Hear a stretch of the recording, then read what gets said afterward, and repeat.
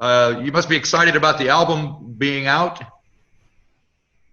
No, we're very bored. No, just kidding. Yeah, right.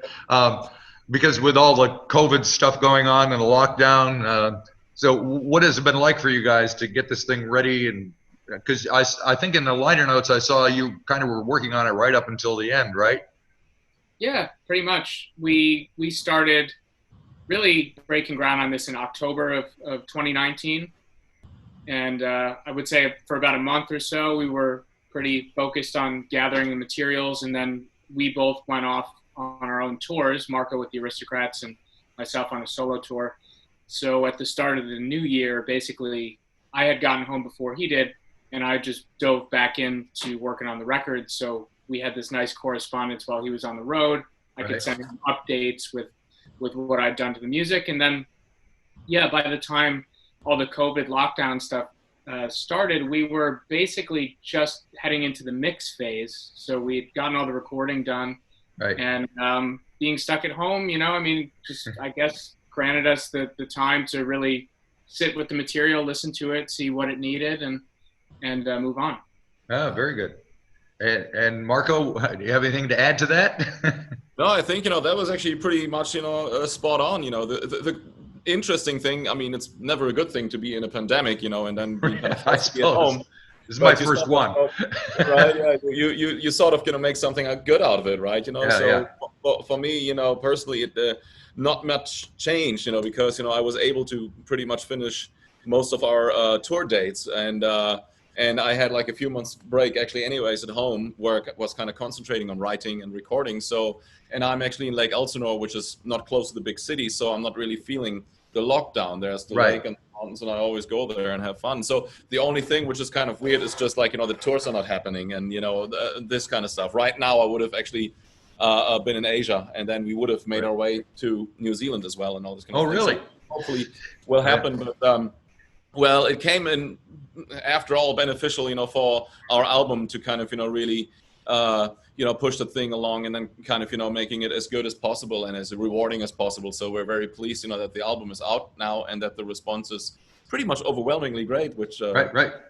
And of course, this was the 4th of July weekend in the States, right? Did you guys get up to any shenanigans there, or is it pretty mellow? No, I'm keeping my fingers from blowing off. Yeah. Good on you. It's always a good move. So this is the first album that the two of you have done together, and you kind of alluded to the fact that you have a bunch of other projects that each of you are working on. So what is it that drew the two of you together to make this record? Well, we met through a guy named Dave Kersner. I don't know if you're familiar with his work, but Dave is a solo artist, but he also has this sort of umbrella project, I would call it, called In Continuum, where he's brought together a bunch of different people to kind of serve this sort of bigger narrative that he has. And Dave and I have worked together for a long time, and so he brought me on board to play some guitar on the 2 records that he's done within Continuum, and brought Marco in as well on those sessions. So we both contributed to the record remotely. Marco and I had never worked together before, never met. And then Dave booked some live shows for In Continuum, in which he asked both of us to be a part of the live show. And that's how Marco and I first played together in person and got to really spend a lot of personal time just hanging out and getting to know each other, really, both as musicians, but also as music fans. We really bonded over just talking about records that we love and influences that we share. And what were some of those records that you talked about? It was, surprisingly little to do with prog, since we were actually on the cruise to the edge and it was kind of a prog boat. But we kind of found ourselves comparing records like Gary Newman, Two-Way Army, and Public Image Limited, and stuff like that, or like old Van Halen records, which we're still talking about, all this kind of stuff. So I guess that's how the idea really, or the concept sort of came together about doing a short and precise album with like 10 songs, that people can remember that, and songs kind of, really, not too lengthy and maybe not too proggy after all, but the result was absolutely pleasing. You know, people can remember all the hooks. You know, people are not getting overwhelmed with music, and it leaves them wanting more. And I guess that was not. I guess that was actually pretty much our plan. You know. Right. Because I was surprised to see the duration, the lengths of the songs. Me being a kind of product of the '70s myself, I mean, I sat through endless Yes concerts and whatever, ELP and whoever. So I was expecting, you know, mega lengthy things, and it's interesting that you're able to hear that sound, but in that context of the more concise songs. Was it difficult to keep it down? Oh, not at all. I mean, you know, the thing is, I guess that well, we did have some more songs in petto, you know, which we kind of, you know, probably kind of work out for our next album and something like that, which we're already envisioning. And but it was really just a selection, you know, then to kind of see like, okay, how does it kind of feel like, you know? Because look, the thing is, like when Queen put out an album called The Game, or when Van Halen put out, you know, their first few albums, nobody complained that those records were even shorter than the one that we did on same night, for like 34, 35 minutes, were good sounding compact records, you know, albums. And that was the concept, and you know, it was actually quite cool to see, like, you know, to pick like the 10 right songs, you know, that kind of fit together and make the album worthwhile. Yeah. Well, I think something happened when CDs came out and people realized they had longer space to work with. The initial reaction was to fill up all that space. Now people are thinking more in terms of, like you are, this is our concept, this is the length that we are looking at, and there's no reason to overdo it, I guess. Yeah, to me, this is an interesting one because it's, in some ways, it's a real throwback record. I think it has a real modern edge to it, and the sounds that we're using, and the production, and the approach to the composition. But in a lot of ways, it is kind of old school, and I think that maybe that juxtaposition is what people are finding really interesting, and maybe even really unexpected about what we've done. You know, there's something, I've said it a bunch of times, at the core of the record that has like a very punk rock kind of engine to it, and I think those tempos and that drive, you know, when you think like punk music, I mean, the songs are all, you know, a minute to 2 minutes, sometimes less, you know. So we have a little bit of that aesthetic, but because of the various worlds that we come from in the more, let's say, muso territory, I think we can pull in a lot of different things and actually condense it down into this more kind of bite-sized package, you know. And again, you know, if you want to go back to records from the 60s, like the Beatles, you know, it recently occurred to me, like, there's barely any songs on Rubber Soul that are over 3 minutes. You know, they're all in this like 2 to 2.5 minute range, and these are some of the most revered songs of our times. You know, so it's really about what you can do with that space, and in a lot of ways, I think it's easier to write a super long piece, you know, if you're just throwing a bunch of parts together, you know. But anybody can kind of do that, you know. Can you actually write something with that length of time and keep people in it? Right. And you used the P word, progressive, a little earlier here. Is that is there? It used to be kind of a bad word, you know, and it kind of went out of fashion, and now it seems to be kind of coming back, I guess. How do you feel about being connected with that kind of legacy, I guess? Well, you know, yes, prog actually became a bad word, I think, around like the 80s or 90s, or even the late 70s, because that's when punk tried to destroy it, right? You know, because a lot of those bands were taking themselves way too serious, you know, and were becoming pompous and standoffish and weird. You know, there was like a gap always almost between the audience and the band. They you know, behaved aloof, and that sort of went away, and I think it was necessary. But I guess prog, in terms of what it really means, like, you know, being progressive, kind of doing, you know, something with the music and going into different directions, never went away, because after all, bands like Public Image Limited were prog as well, and I love that's true, because that's what they did. They took it and took, you know, into different directions, right? It was just, I guess, the prog thing was also like it sort of combined the musicianship as well. So how good can you play, you know, and how versatile are you? So not to be confused with noodling later on, stuff like that, because that's prog all of a sudden embraced, like the technical ability along, you know, with like pompous, long, lengthy compositions.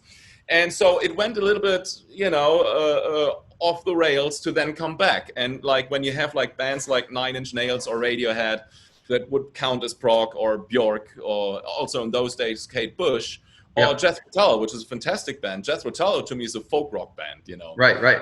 You know, the songwriting is strong, and it's the same like, you know, with Rush. You know, it is sort of, it's a great rock band actually, with like, you know, some edge and great lyrics to it. So yeah, being affiliated with the prog world is inevitable. You know, if you you know, because obviously since we kind of play with members, you know, from prog bands and release prog records with them, yeah, right. So no, I don't mind. I did albums together with Jordan Rudess and Tony Levin. Still, I'm working with those guys, and you know, the way we met was on a prog boat. I worked with Adrian Belew. Right. Who's mainly actually a songwriter to me. It's like also not really prog, to be very honest. Right. Just happens to be King Crimson. Yeah, but this is discipline and beat and Three of a Perfect Pair were actually kind of, you know, almost like wavy and song oriented kind of stuff. Yeah. I don't know, you know, so yeah, prog away. Okay, that sounds good. Let's talk about some of the, in addition to the musicality of the record, the lyrics seem to have some kind of message behind them.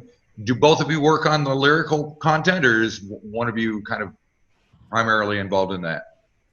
Yeah, the songs that we brought in for this record, with the exception of the song "The Closer," every other song, basically just whoever wrote the song that reflects who wrote the lyrics. Yeah. And there seems to be somewhat of a political underlying in some of the lyrics, so I don't know if you want to extrapolate on that or not. Yeah, I mean, for my stuff, at least a couple of the tunes for sure, it's hard in a way to not have it be on my mind. I think there's nothing to me that's overtly on one side of an issue or another. It's just kind of just an outpouring of emotion, and just I find myself grappling with a lot of things, you know, culturally speaking. So yeah, music for me, writing lyrics, it's much easier for me to go into that territory than it is to like write a basic love song, even, because I feel like what music does for me is it allows me a canvas to sort of, you know, get this stuff out of my head. I don't want to be the guy who's ranting on social media about this stuff. It's much easier for me to bottle it into a piece of music and have that be what I want to say, you know. So that's my approach on that particular subject. Across the record, I suppose there's some feeling of unity between all of the songs, even if lyrically we're coming from completely different places. Marco's tunes certainly are coming from a different place, but we've talked about how both the song "Fly" and "Katrina," they kind of swim around at the same sort of feeling, even though the lyrics are, you know, somewhere else entirely. Right. Yeah, I did get the feeling that when I was listening to it this morning, that was it a concept album? Was there some kind of unifying theme throughout it? I wasn't quite sure.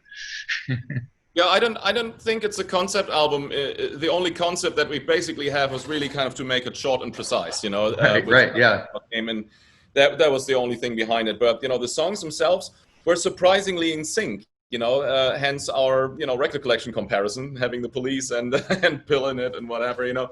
And so the rest actually came back together, and like, you know, yeah, with the lyrics, that's the only differences. In some pieces connect. And I wrote my like more cinematic kind of stuff, like Katrina, which is actually aimed at the icon of the Day of the Dead. And so I kind of, you know, wrote the music along with those lyrics. So they have like a little bit of a darker topic.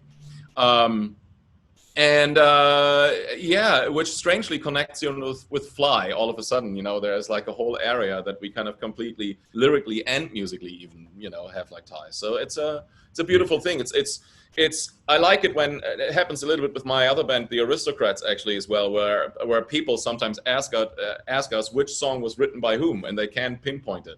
Well, which is actually kind of cool. I like that. Yeah, definitely, yeah. And so, I mean, you guys are on opposite sides of the country at the moment.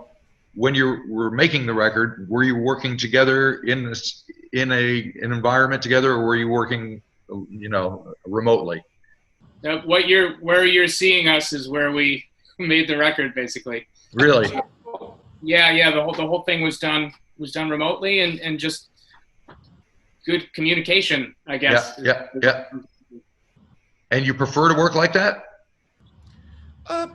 You know, the good thing is with our environment that we're in is that we know already the sounds we're getting here. Yeah. Also, it is a fantastic thing to kind of, be not under time pressure somewhere in a studio and just kind of, do this at home with the sounds you like, the instruments you like, your environment you feel comfortable with. Sometimes you take like an hour of a break and go to Starbucks or not, or have like a wine, and then you come back. And if you're musically in sync, I guess, which we obviously are, then you can just toss ideas forth and back, and there is enough mutual respect for us that we hardly really have to change anything. We really complement ourselves very well. It's not like that we work in an environment where you go like, oh dear, okay, this is gonna take 2 days because I gotta tell this guy to kind of do this a little different and whatnot. We are on the same page, so everything we bring together is already kind of locked. And so I guess whether we work actually in a studio physically together or separately, I think the product speaks for itself. That it kind of came out exactly the way we wanted it. And right. And you being the drummer, I see your drums are behind you there. Yeah. I mean, you mentioned you could spend 2 days just getting the drum sound if you're moving into the studio, working with a new engineer and all that. So I guess that you're all set and ready to go. Is that? Yeah, that's pretty much what that is. I have a bunch of drum sets. Actually, I have two drum sets, one upstairs, one here. But this one is the one, that is the magic one. It sounds good pretty much for everything I can do. It's like the most elaborate, dialed in setup, and the room sounds fantastic. And, in fact, I also have like, look, guitar right next to it. So when I kind of rub it, and here's like another microphone that I use for there you go. So I'm always ready downstairs or upstairs to track anything I have in my mind, Right. Yeah. And the same for you, Randy? Is that kind of how you... I don't have as much space, but I mean, so the other half that you don't see is my bedroom, but right. But yeah, I'm able to capture most of what I need to do right here. And it's been that way for a long time. So it's actually this interesting moment where, because of everything that's going on, it almost feels like my last 10 years of having to self-produce and record at home leads to this moment where it's like, wow, it's a good thing I spent all that time. Right. But I think, just to kind of go back to what Marco said, what the isolation kind of affords you is the time to walk away from something for hours or even days at a time, and not feel the pressure because you're not paying for that time, Right. And then come back to something and feel completely fresh with it. And I feel like certainly with this record that we've just put out, that was such a huge thing for me. Getting to explore my voice a little bit deeper in ways that I hadn't in my previous work, and same thing with guitar playing and the sounds that I was going for. It's really a lot of trial and error, and those are the hours that hopefully come across in the final product when somebody hears it and likes it. But the truth of the matter is, like, for me, there's so much time that goes into just finding that sound or that moment, and just endlessly running through melody ideas and just listening the same 20-second bit of music over and over again, just to try to get it. And I think not having that pressure of having to do that on the clock in the studio really allows it to stay pure and not rushed or like kind of contrived in any way. I think the next best thing for us would be for me to basically move into Marco's house for like a couple of weeks, and basically get like that old, Zeppelin vibe, like when they had that house, Headley Grange. Right. And have it be the two of us in a room, but there's no pressure, and we could do all of the things that we would do if we were by ourselves, taking a break, but in a communal setting. And I think that would be a really powerful kind of next thing. But in the meantime, we're getting great results. So. Well, speaking of results, I'm curious. You must have had an idea of what you guys were going to sound like when you started working together. But now the record is done and out. Did it turn out the way you thought the two of you would work out at the beginning, or were there some surprises along the way?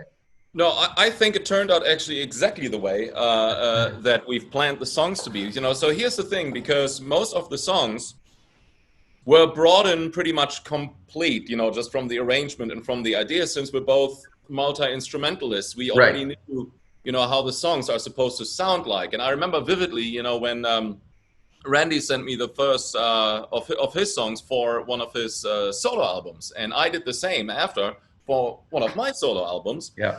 And it felt like complimentary, like right away. I remember, like, you know, hearing Randy's songs, and when it came in, I was like, hey, this is really fun playing. This is something I actually have fun doing. I can just stretch out. I can be myself completely. And it felt natural. It felt like, it was like, hey, this is cool. I would listen to that at home as well. You know, this kind of stuff. And then, so it was only, I think, you know, a question of time. And Randy was the first one then to throw the first stone, so to speak, like to go like, hey, you know, how about we do an album together? Right. Which I immediately thought, absolutely, you know, because it was already such a fruitful, you know, collaboration in the past, being physically together on stage, and then also talking and having a bunch of drinks and comparing record collections, up to working together, you know. Yeah, so it turned out pretty much, you know, the way that I guess we envisioned it to be, and I had no doubt that it wouldn't. Not a single moment. That's good. Yeah, no, seriously. Yeah. And it was because I respect really what Randy did, and it was like the kind of thing, you know, when I kind of, you know, sent something over to him, I knew he would do something that is valuable, you know. So. And do you guys look at it as a studio only project, or is there a live version of what you guys do together? We talk about it often. So the answer is yes. It is. We are conceiving what it would look and sound like on stage, but for obvious reasons, you know, that's one of those conversations that we can sort of continue to have in the background while we just keep working on music at this point. Yeah. And would it be just the two of you, or would you add other musicians to the stage? There's a lot going on some of those songs. Yeah, we would have gotta have like a bass player and maybe a keyboardist or something, or, you know. Yeah, quartet seems to be probably the logical sort of first step. We've talked about what it would sound like with a trio, and there is a way to do it as well, but I think a quartet would cover most of the bases and not put us in a situation where we have to play to a bunch of tracks or something, you know. Right. And playing too, do you have an audience in mind? Do you think who are you aiming this music at? Are you playing it for yourself? Is there somebody out there you're thinking of? Personally speaking, no. Everybody who loves the music is welcome to go to our show. We want to have a good time, and not, like, you know, address, like, you know, some sort of muso audience or whatnot only, or something like that. No, everybody can connect. I think this is the beauty with what we have going here, is that we attract, that we project a good vibe, like something. There is something about it. You know, you see people when they comment now that the album is released, the comments are uplifting. There is never kind of, you know, a too dissected, you know, depth of kind of, okay, I have to dissect the music and put all the elements together. Yeah, reviewers sometimes do that, you know, but from the audience, you know, they're always left, I think, with a good vibe, and they want to listen to the album again. And I guess, you know, the ones who are muso-like, you know, there's a bunch of stuff for them in it as well, playing-wise. Right. But a lot of times we get the comments that they go like, hey, my girlfriend or my wife likes this album as well. But it's also lyrically kind of a thing that people can connect with. It's you know, socially or something like that, like songs like Your Offenses or somebody, everybody can connect with these lyrics. I had, like, when I posted one of the drum videos or something, somebody listened to the songs and like, man, I connect totally with the lyrics as well. It's like, this is kind of right away the thing. And so I guess, you know, we can attract people and have them come together, you know, and from all sorts of musical backgrounds or not. Yeah, it's very exciting. So the fact that you can't play out at the moment, what are do you have something up your sleeve that you're working on? Are you writing more songs? Are you going to go back and just start recording more? What can you do? Yeah, I mean, we're basically just gonna just keep working. You know, we both have a lot of songs that we've been sending back and forth, and there's no reason to either of us, I think, at this point, to just, you know, say, oh, that was fun, we'll see you next year. I mean, there's just nothing happening. So I mean, there's in essence, there's no reason to not just keep working on music together. It's brought us, you know, very close to each other through this whole process, and now that the record's out, it's this interesting moment of celebration, reflection, and like, all right, baby, what's next? You know, let's keep this going, because I feel excited about it, and I feel that there's a momentum among the people who are getting this record into their hands for the first time, and yeah, I mean, there's no reason not to just keep going. So I mean, that's the way we're kind of looking at it. Cool. Marco, anything to add? I'll give the drummer some, and then we'll wrap this up. Yeah, you know, I guess, you know, the future is already, you know, it's happening here right now. I mean, you see us sitting in our music studios, you know, so the thing is, like, as soon as we hang up, I'm already playing a guitar part here for a new song that I'm writing for, you know, our future. And so we keep the ball rolling, and it would be silly not to do so, you know, because it feels right. And that's all I have to say. Randy said, like, you know, the rest. Very good. Well, thank you guys for taking time to talk to me. Enjoy your weekend. It's still Sunday there, isn't it? So yeah. It is, yeah. Very cool. And good luck with the record. Hope it does everything you want it to do. And hopefully at some point we can all get together and be in the same room and listen to some live music at some point. Wonderful. Thank you, Marty. All right, thank you. Bye-bye.